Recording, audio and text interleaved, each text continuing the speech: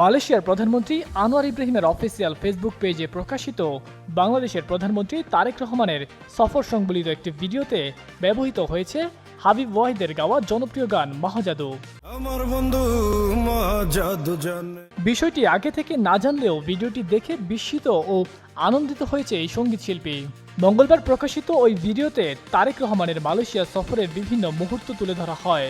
ভিডিওটির আবহ সঙ্গীত হিসেবে ব্যবহার করা হয়েছে কুক স্টুডিও বাংলার জনপ্রিয় গান মহাজাদু, যা গেয়েছেন হাবিব ওয়াহিদ। জাদু জানে। বিষয়টি কিভাবে জানতে পেরেছেন জানতে চাইলে হাবিব বলেন, সকালে ঘুম থেকে উঠে মোবাইল হাতে নিয়েই বিভিন্ন জনের পাঠানো লিঙ্ক দেখতে পান। কৌতূহলবশত লিঙ্ক খুলে ভিডিও দেখেন এবং সেখানে নিজের গান ব্যবহৃত হতে দেখে বিস্মিত হন। হাবিব বলেন, তারেক রহমানের প্রথম রাষ্ট্রীয় সফরের মতো গুরুত্বপূর্ণ একটি ভিডিওতে তার গান ব্যবহার করা হয়েছে, যা তাকে অনুপ্রাণিত করেছে। দুটি দেশের সম্পৃক্ততা থাকা এমন একটি কূটনৈতিক সফরের ভিডিওতে নিজের গান স্থান পাওয়াকে তিনি সম্মানের বলে মনে করেছেন। এছাড়া বর্তমান ব্যস্ততা সম্পর্কে জানতে চাইলে হাবিব বলেন, তিনি নতুন গান নিয়েই কাজ করছেন।